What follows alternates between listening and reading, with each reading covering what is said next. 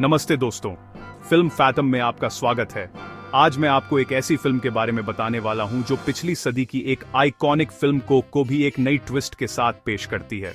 साल 1997 में Jennifer Lopez और आइस क्यूब की एनाकोंडा फिल्म आई थी, जो एक कल्ट क्लासिक बन गई। और अब 28 साल बाद 25 दिसंबर 2025 को एक नई एनाकोंडा आई है, लेकिन इस बार जैक ब्लैक और पॉल रड के साथ। पर यह कोई आम रीमेक नहीं है दोस्तों, ये एक मीटा कॉमेडी है, यानी एक ऐसी फिल्म जो खुद अपने बारे में मजाक करती है। तो चलिए इस जंगली एडवेंचर को समझते हैं। हमारी कहानी शुरू होती है 4 बचपन के दोस्तों के साथ, डग मैकैलिस्टर, रोनाल्ड ग्रिफिन, केनी ट्रेंट और क्लेयर साइमंस। ये चारों को एक बात कॉमन है, वो सब अपने जीवन से असंतुष्ट हैं। डग के पास कोई खास पर्पस नहीं है, ग्रिफ बस ठीक ठाक है, केनी और क्लेयर भी बस सामान्य जिंदगी जी रहे हैं। सबको लगता है कि उनका लाइफ एक हिंदी फिल्म की तरह है, जहां सब कुछ रूटीन है, कोई एक्साइटमेंट नहीं, कोई एडवेंचर नहीं। फिर एक दिन ग्रिफ के पास एक ब्रिलियंट आइडिया आता है। वह अपने दोस्तों को कहता है, मेरे पास एक प्लान है। और वह प्लान क्या है? उन्हें अपनी सबसे फेवरेट फिल्म 1997 की एनाकोंडा को फिर से बनाना है।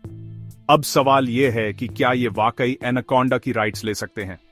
हां, ग्रिफ दावा करता है कि उसके पास फ्रैंचाइज की सभी लीगल राइट्स हैं। हालांकि आगे चलकर यह एक बहुत बड़ा झूठ साबित होता है, लेकिन अभी के लिए सब एक्साइटेड हैं।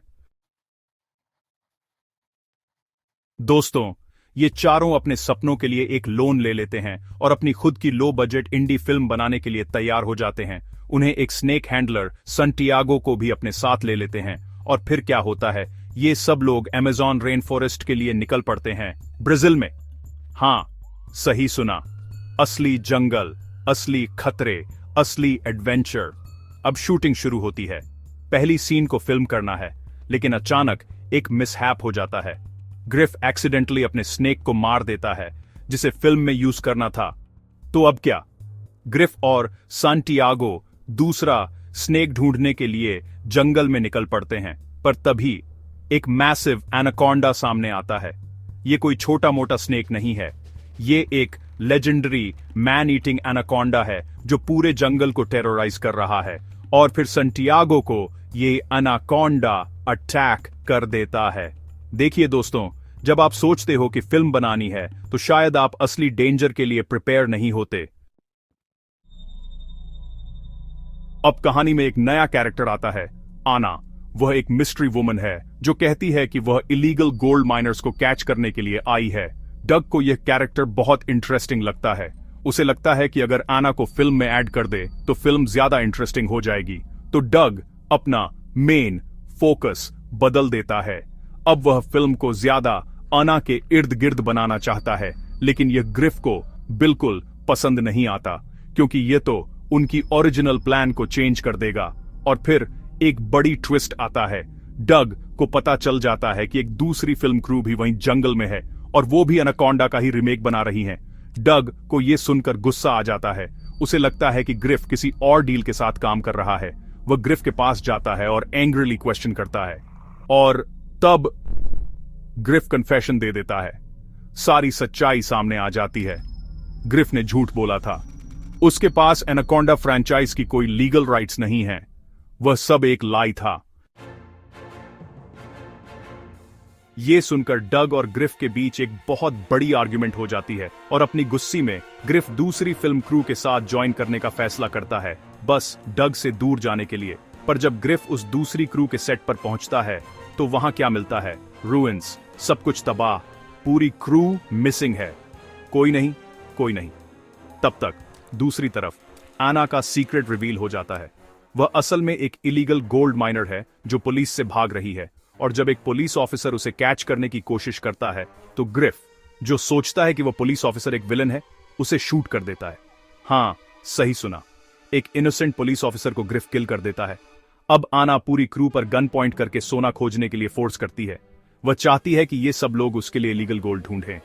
पर तभी वह मैसिवली डेंजरस एनाकोंडा एक बार फिर से अपीयर होता है और इस बार वह एना को वाटर के अंदर ड्रैग कर देता है। एना मर जाती है। अब बाकी क्रू होम जाने की कोशिश करता है, लेकिन डग को एनाकोंडा अटैक कर देता है और देखिए डग को लगता है कि यह तो अब मर गया। केनी, ग्रिफ और क्लेयर उसके बॉडी को फाइंड करते हैं। तब उन्हें एक आइडिया आता है, डग के बॉडी को बेट के तौर पर यूज करके एनाकोंडा को अट्रैक्ट करेंगे। पर तभी डग को कॉन्शियसनेस आ जाती है। वह अचानक जाग जाता है और अपनी जान के लिए भाग लगता है। फिर दोस्तों, एक और ट्विस्ट। क्रू को एक अनएक्सपेक्टेड अलाई मिलता है, खुद आइस क्यूब।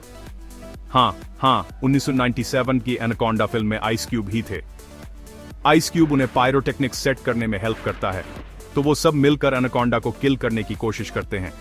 पहले अटेम्प्ट एक्सप्लोजन्स, पर स्नेक सरवाइव कर जाता है। दूसरा अटेम्प्ट ग्रिफ प्रोपेन टैंक्स को शूट करता है फ्लेयर गन से। बूम! एनाकोंडा का शरीर एक्सप्लोड हो जाता है और फिर डग आकर फाइनल ब्लो देता है सीधे एनाकोंडा के हेड पर, और बस एनाकोंडा डेड हो जाता है।